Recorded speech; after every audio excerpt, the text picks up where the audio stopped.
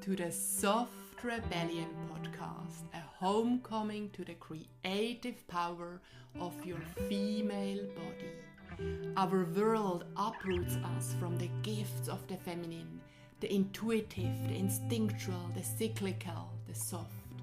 What's the result? Patriarchal cultures of perfectionism, shame, and disconnect that leave us constantly running, never arriving. Imagine a world of women softly rebelling, claiming our cyclicity, our weirdness, and our rest as we each courageously cultivate a deep and delicious relationship to our female bodies. My name is Florina. I'm an osteopath, dancer, writer, and coach.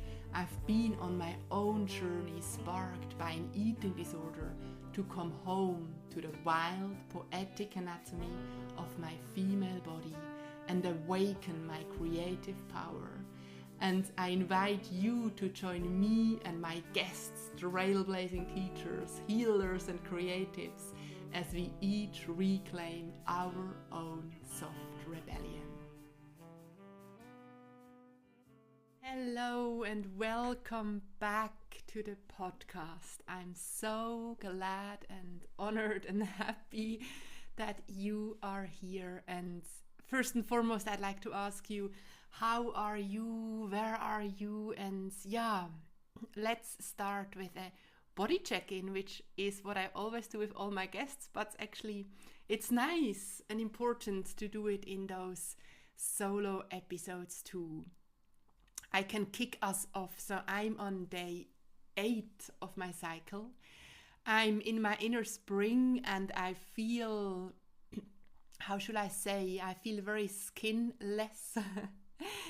Literally like a freshly hatched chick. I feel quite vulnerable, a little bit less so today than yesterday, but I feel the fragility and the vulnerability, which is so potent from inner spring. And it has been an intense couple of days on my ends. And yesterday I suddenly noticed something which I thought, I'm going to share that right first and foremost in the podcast. I suddenly noticed, or it occurred to me that because I no longer numb my experience, this is why life is so intense. Life can feel so intense because I no longer numb my experience. And I find that so empowering, liberating, healing in itself. It liberates me to find excuses and blame him or her or this or that, why it's intense.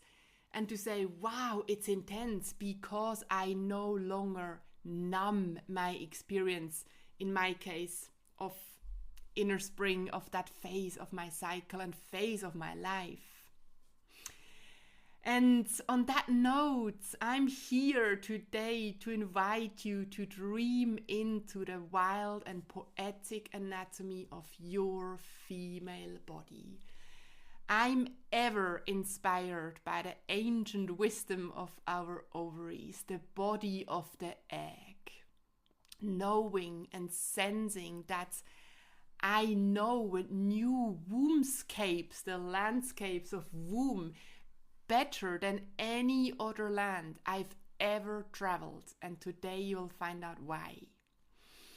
And so today, whilst I sense the rise in estrogen in my body, the rise in energy we experience during spring and summer, that big build up, ripening, growing, maturing in my very own ovaries, about to release life, new potential, magic. On that day, I talk to you about ovaries. And I've just mentioned that you knew ovaries before you knew anything else. Part of you felt ovary before you felt anything else. Ovaries have been your first human experience, your first melting and meeting point with the feminine and its physical expression. The first, as I said, land you traveled upon actually wasn't even wombscapes, but ovaryscapes, ovarian landscape. The land of ovaries, the land of your grandma's ovaries is what you tasted, smelled, felt, sensed before she even knew she was pregnant with your mom. And we will get there. How and why and when. You might not think, oh, that's a bit weird, that's a bit woo-woo. What is she trying to tell? I'm following that, what I'm passionately curious about, and that is the soft rebellion. And right now, my version of the soft rebellion is leaning into the wisdom of my ovaries. And yeah, taking a big breath, I really inspire you with that podcast to find your very own version of the soft rebellion.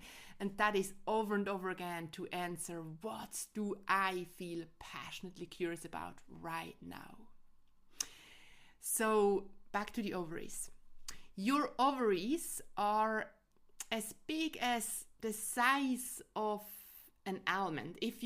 An almond, if it's still in its shape, not the actual almond you buy in the supermarket, but can you picture it? An almond which is still the ones, actually very soon, Christmas time, when you buy these big bags with nuts and they're all still in their shelf.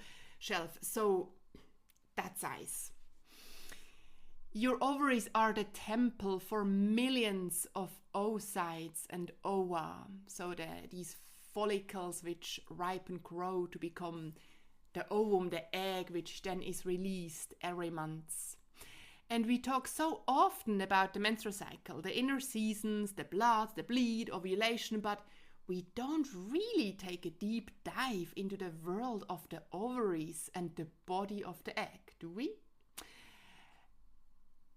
For example, just laughing now, for such a long time, I actually completely didn't really know or sense or feel where the ovaries are situated or are in my body, where they are in my pelvis. So this episode comes to you from the center and joy of my womb, and it is an amalgamation of the science and theory I learned about the human body, my lived experience, and the ocean of poetry which is awaiting to be freed. And you might feel very excited about it all and can't wait to hear more about the ancient wisdom of your ovaries. You might be in touch with them, in connection, visualize, talk, communicate, touch, sense, feel. Or your ovarian experience might be something very new to you and maybe so far has been more a matter or an event of pain and discomfort than anything else. In the same way as your menstrual cycle experience might have been more challenging, uncomfortable and painful than anything else, you or friends or family members might have or had ovarian disease, ovarian cancer, PCOS, Mittelschmerz, and it might be off-putting on some levels, me talking about the wisdom of your ovaries. You might feel ashamed for this part of your body, or got told as a child or teenager at some point in your life to be ashamed for it or not to talk about it. Or you might simply not quite care or not understand why you should care. And from wherever you are coming from, I just want to say I so honor you taking the time listening to me. I hear you and I feel you from a distance.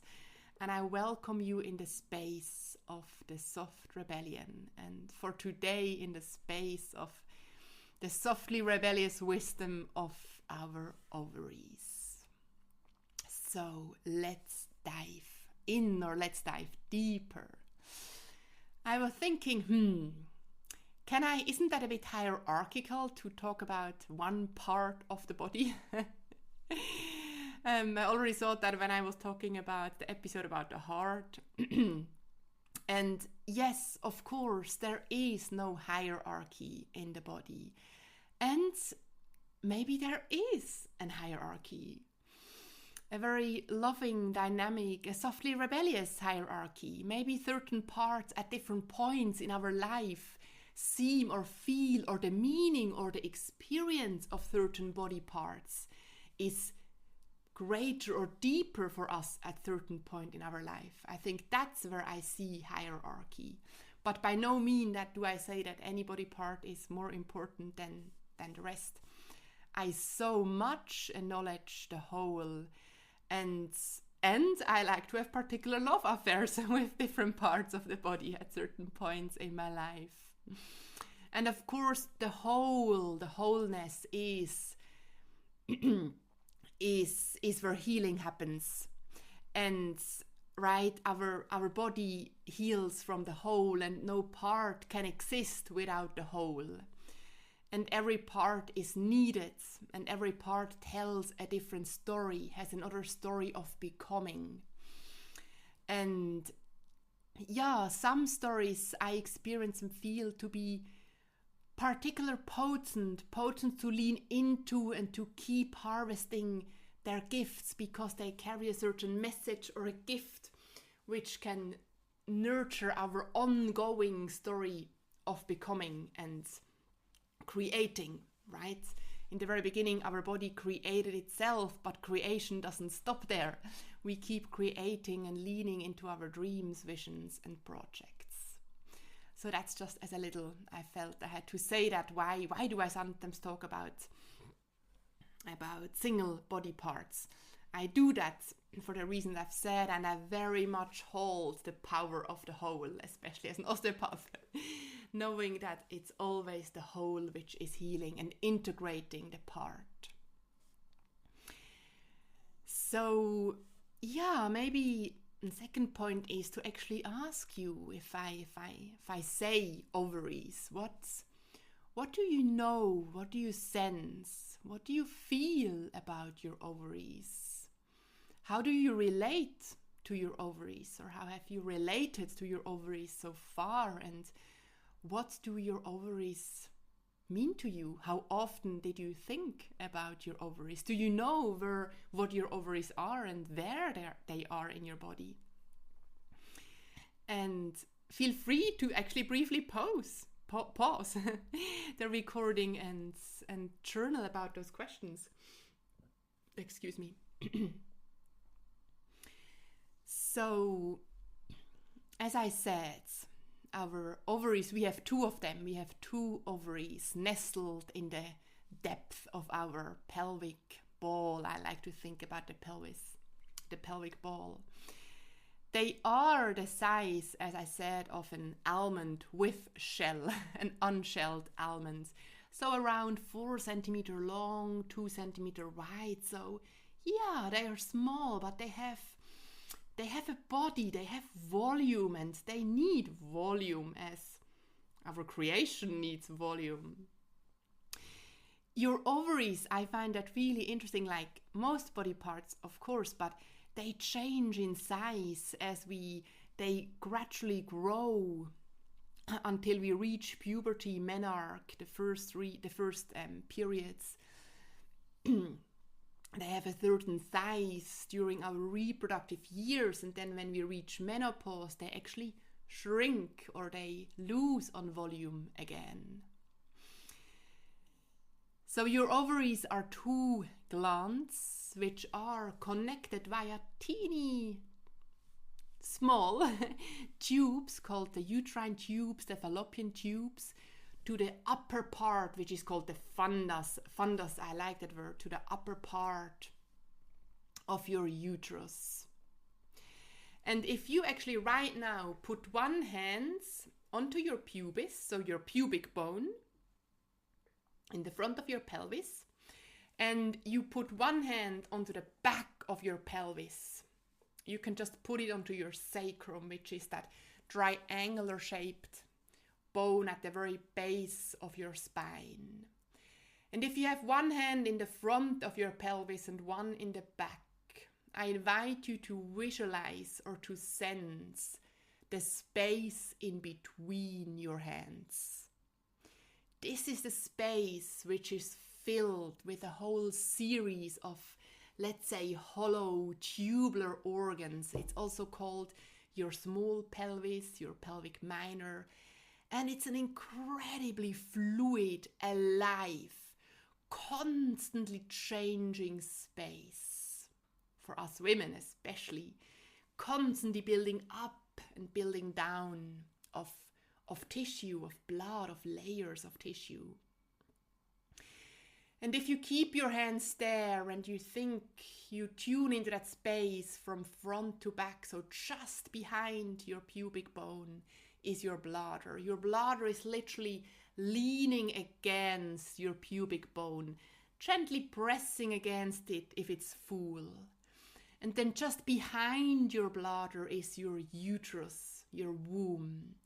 And your uterus, it's so beautiful, whilst the bladder is nestling into the pubic bone, your uterus is leaning over your bladder.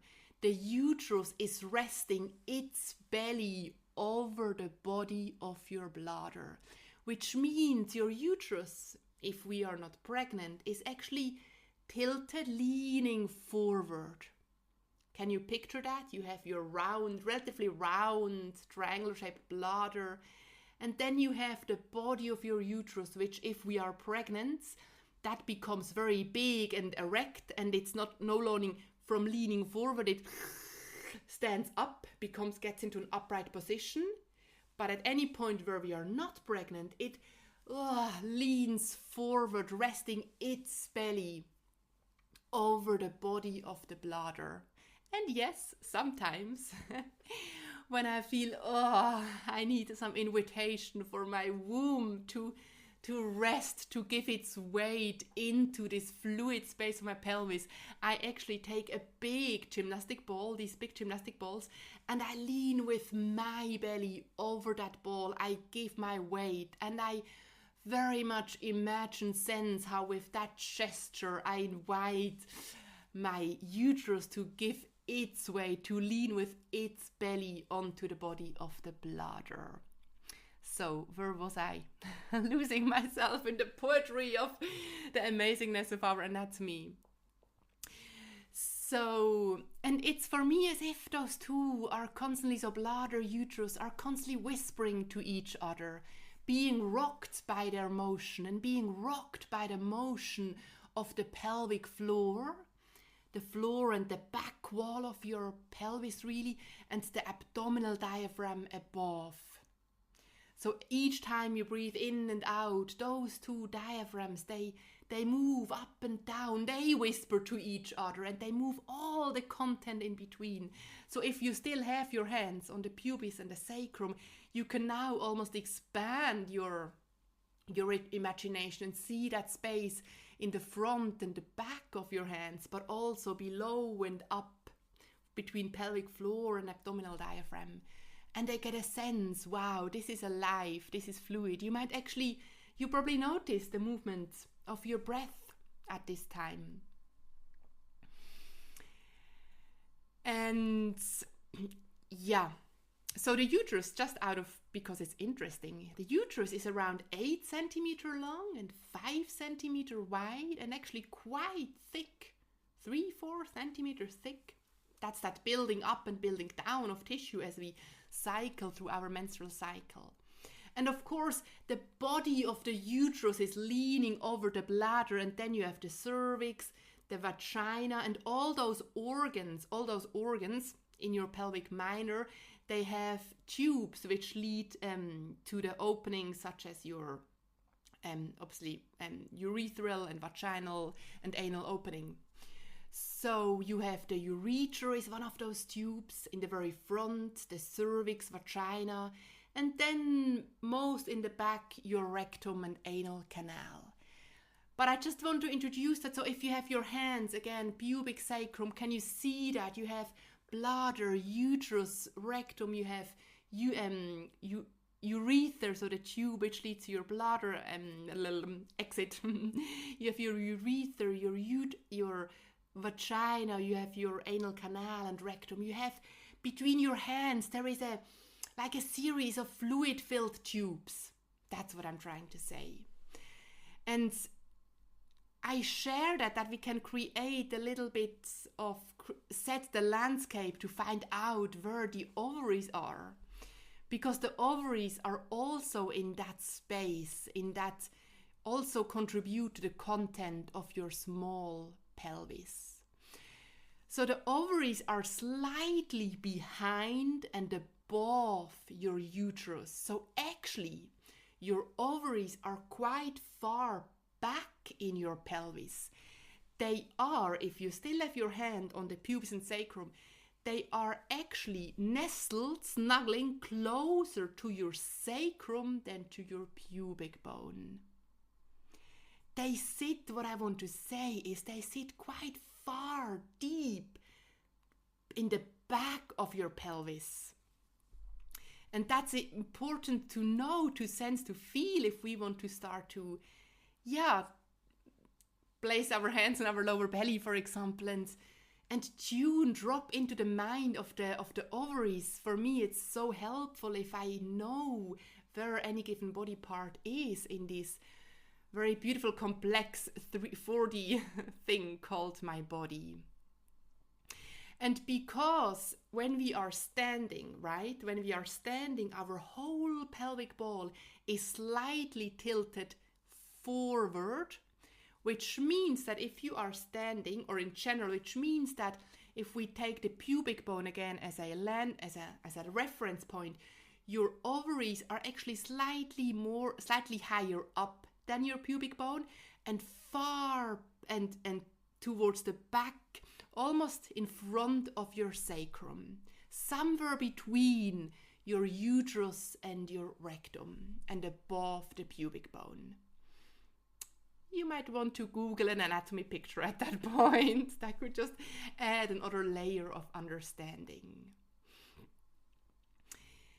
And the pelvic ball, I said, it's constantly moving and being moved. Every organ has its inherent cellular motion. It's being moved by all the fluids, the blood, the lymphatics. It's being moved by the movement of your breath. It's a fluid-filled space.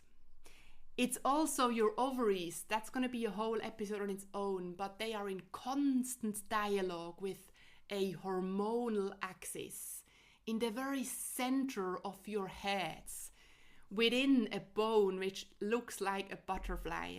It's the sphenoid bone. I call it the butterfly bone. Is an incredible gland, the pituitary gland. It's one of the master glands, orchestrating all those hormonal sequences in your body, amongst others your menstrual cycle. So yes, what happens in our head, how much movement, space, freedom absolutely matters for what is happening in your pelvic ball. So your ovaries are in constant dialogue. We call that an axis, that axis between, let's just say for the moment, brain, your adrenal glands and your ovaries. There is a circuit happening, a spiraling circuit. And I said how ovaries, they are so deep, so far back in space in your pelvis. We don't really talk about our ovaries. And they are so ancient, and their journey of becoming is wild, which I'm going to go on to talk about in a second. And there was one more thing I wanted to say. So we talked about bladder, uterus, rectum, how that your pelvis is filled with those tubular organs, and on the top of all those organs is literally a blanket of tissue, a blanket of fascia is lying on top, which is connecting all of them. It's literally as if you would imagine five people lying in a bed, and you cover them with a blanket, and the blanket goes over each body and then into the space in between and over the next body. Can you follow me? Into the space in between. So in that same manner, you have a sheet, a tissue, a sheet of fascia, a blanket, covering all those bodies of organs and going into the space in between. And that's in a way the roof of your small pelvis, and it's in a way the floor of your abdominal space, of that cavity behind your belly button where all your intestines are. And I just say that to say, wow, there is such an intimate relationship, of course, between your pelvic organs and the organs in your abdomen. And the movement and space and health of our guts absolutely matters for the health and motion for our reproductive organs. And just on a teeny tiny side note, I remember when I did an amazing course with an osteopath about women's health, and she worked a lot with women about fertility issues, and mentioned how much with these women she works with the environment from a mechanical and also biochemical point of view, how healthy the abdominal space is, because each time we release an egg, when an egg jumps out of your ovaries, before it's sucked up by these uterine fallopian tube I mentioned, before it's sucked up and then getting carried to the womb, to the uterus, there is a moment where that egg is floating in your abdominal cavity, in that same space which inhabits the guts. So the pH, the acidity, the health of that space is absolutely fundamental for the journey of your ovaries and your eggs. So I said that the journey of becoming of the ovary and the egg is wild. And what do I mean with that? Your ovaries contain eggs, and they are the temple for the maturation process of those eggs. This process is called, by the way, oogenesis, where oogonia, that's the primitive form of an egg, transforms into a mature egg, an ova. And this process begins during the fetal periods. Big stop there. The fetal period was during the time when you were in the fetus is, so wind back, when you're pregnant with a baby, we first call it the embryo, and after 8 weeks the fetus. So the fetal period is week 8 to week 41, 42, however long, in utero, in the womb. So let's drop into that even more. When you were a fetus in your mom's womb, your ovaries already started maturing and creating and growing oocytes, growing future eggs. So when my mom was a fetus in her mom's womb, the ova, the egg which later created me together with the sperm of my father, was already there. Which means that I was in my grandma's womb. Which means that the most ancient physical expression of bodily existence was in my grandma's womb, way before the whole of me came into being. I experienced wombscapes. I experienced the dark, the power of womb, the creative power of creative energy. Womb space is the first landscapes we traveled in, we smelled, we tasted, we yielded, we surrendered to. That's why I said in the beginning, wombscape was the first land you've traveled in. And that's why the story of the egg, the becoming of it, is so wildly poetic. By the time you were a newborn baby, your ovaries had around 2 million oocytes present in their your ovaries contained around 2 million, let's just call them eggs to be simply. When you reached puberty, they were around 40,000. And of those, maybe 400 mature and are expelled during ovulation. But the whole process, I say that again, started during the fetal period. And we'll get to the meaning of that even more in a bit. Which means, just take that in again, when your mom was a fetus, her ovaries contained the egg which gave rise to you. So your egg was melting, surrendering, being nurtured by your grandma's womb, the wisdom, the creative power of her womb. You met creative power before any logical thought, logos, mind, analysis, etc. And that brings us to the body of the egg. I think it's been in the last 6 months that I've played a lot with that idea of the body of the egg. And I've been and become so passionately curious about what that means, the body of the egg. The egg, she is the first, the most ancient physical expression of the feminine principle. Yin and yang, feminine and masculine, sperm and egg. Sperm and egg could not be more different, more polar. They are polarities.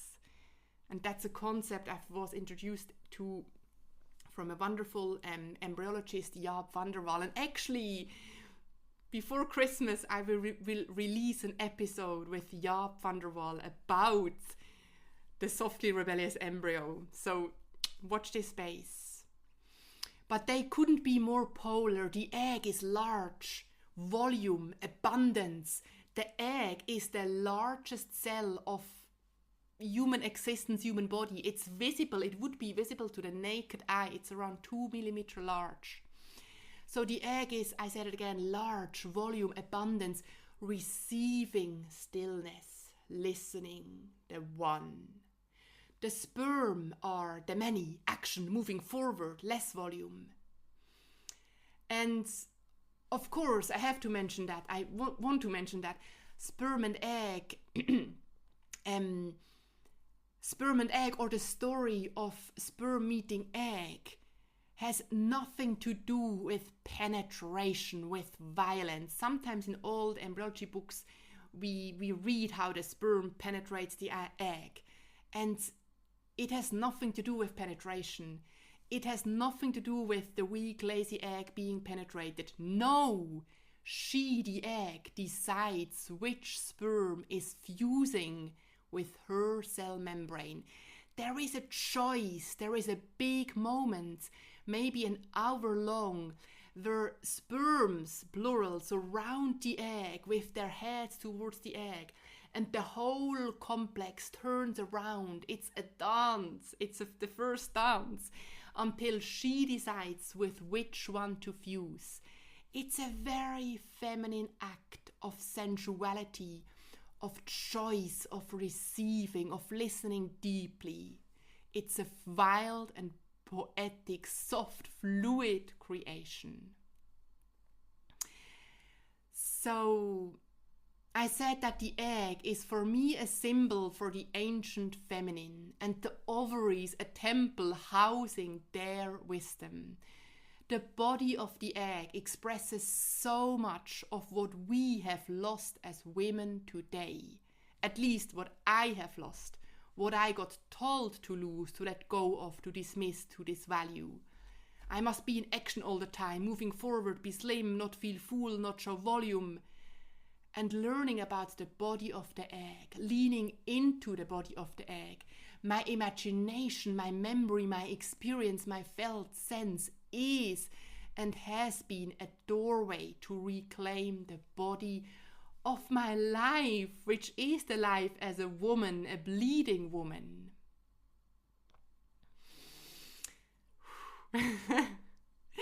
Another deep breath and little pause. And I think that's really what I wanted to share with you. I briefly touched upon this HBO axis, the butterfly in your head, the temple which houses that gland, the pituitary gland, which is the shape of the butterfly, has wings, bones move, every cell moves. So this bone, this butterfly spreads its wings if we allow it to, if there is space and ease, if there is freedom and fluidity. So whilst that butterfly's phenoidal bone spreads its wings, whilst this gland in a rhythmic manner releases bouts of hormones into your blood, talks to your adrenals, which then sing to your ovaries, and there is this ovarian menstrual cycle, and that is where we continue next time. So today we really landed in the temple of the ovaries and why they are a site to access a felt sense of ancient wisdom and travel these ancient landscape of femininity, and why landing in the body of the egg helps us to land in all those qualities which we often lost along the way. And yes, that's what that whole story means to me. Connecting, tuning into, sensing into my ovaries, again, the body of the egg, reminds me about the hunger of my female body, reminds me what she was so hungry of in her very moment of becoming an ignition. I was hungry for feeling full, volume, fluid volume. Just on the other side note, the egg has so much more cytoplasm, cell fluid than the sperm. I said that the biggest cell visible to the naked eye. So she teaches me to own my size, to own and celebrate my volume, my soft volume, to rest, to lean back into my own body. When did you last lean back into your body, allow yourself to turn around, to roll around, to be with ideas, to be with offers and dance with them, go for a walk until that one decision feels right, effortlessly, like back in time when that egg was dancing with the sperms until it felt right to fuse with that one other membrane.